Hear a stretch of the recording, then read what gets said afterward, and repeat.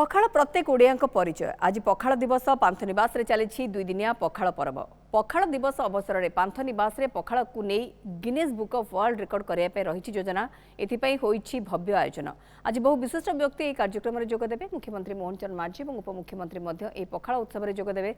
सबुठारु बड़ कंसारे बढ़ा पखाड़ सांगरे परसा जीव आमिष और निरामिषर 365 प्रकार व्यंजन। पखाड़ पर्व में मन मोहुछि विभिन्न चाउल प्रस्तुत पखाड़।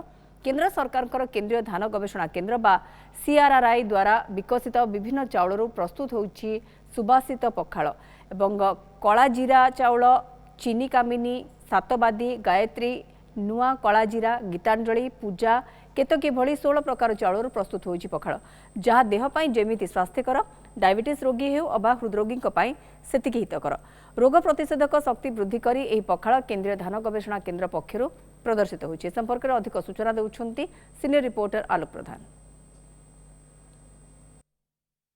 आज विश्व पखाड़ दिवस से राज्य पर्यटन विभाग पक्षरु भुवनेश्वर पांथनिवास परिसर आयोजित होछि पखाड़ पर्व।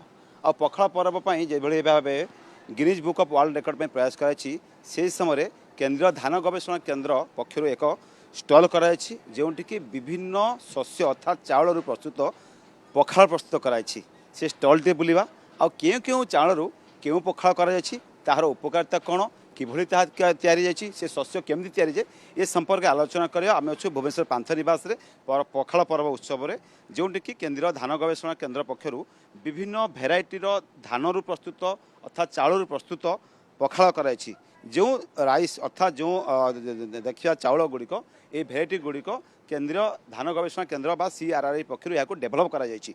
तो चाषर जिते उन्नति हो पारिबो एवं विभिन्न प्रकार चाउल जो उत्पादन हो पारिबो आमर चाषींकर आर्थिक मानदंड बढ़िबो एवं विशेष भाव में ओडियार मन प्राण ये पखाड़ कंसार आहरी मान वृद्धि हम आम देखे पारे पाखापाखि देखिए विभिन्न प्रकार जो रही चाउल रही पूर्णभोग कथा कहतु नुआ कलाजीरा कथा कहतु सीआर धान कथा कहतु शताब्दी ता सहित केतकी झुआ पूजा एवं जो आपण कहते नाली चाउल कथा कहुँ जो सीआरआरआई पक्षर कराई सीआर 445048 एवं ता सहित सीआर 445048/19 एभली भाव विभिन्न प्रकार हांडी पखाड़ देखिपुँ जोठिकी ये पखाड़ स्वतंत्र भाव में ओडिशा रे थिबा केंद्रीय धान गवेषणा केंद्र पक्षर यार प्रस्तुति कराई। ये पखाड़र महत्व कौन ये पखाड़ को किभली भाव आम वर्ल्ड वाइड कर से नहीं आम सहित सीआरआई अधिकारी मैंने अच्छा।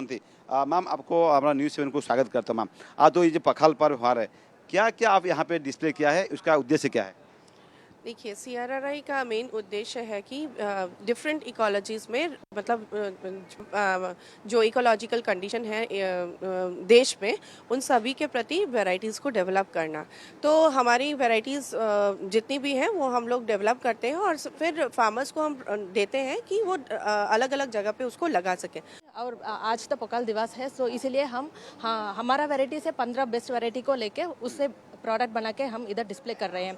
उसके अलावा भी हमारा वो बेकरी प्रोडक्ट्स भी है और नूडल्स पास्ता जैसे रेडी टू कुक प्रोडक्ट्स है, कुरकुरे जैसे रेडी टू ईट प्रोडक्ट्स है और टंका तरानी और हंडिया के ऊपर भी हम काम कर रहे हैं क्योंकि सब वैरायटी सब प्रोडक्ट बनाने के लिए सूटेबल नहीं होगा। वो हमारा रिसर्च क्या है कि कौन सा वैरायटी क्यों वो पर्टिकुलर प्रोडक्ट के लिए सूटेबल हो रहा है उसके ऊपर हम काम कर रहे हैं। देखो चाउल तो बहुत अच्छी आम पाखे किसी कमी ना किंतु चाउलर कौन जमी आम भैल्यू एडिशन कर नॉर्मली आम पूजा स्वर्ण ये सबूर भात चली तो आमर जो सीआरआरआई भेराइटी अच्छी कौन आम हाई प्रोटीन रोचे कौन हाई जिंक रोचे एंटीऑक्सीडेंट रही ब्राउन राइस टा ए गोटे ब्लैक राइस कहा जाउछि ये हाईली प्रोटीन रही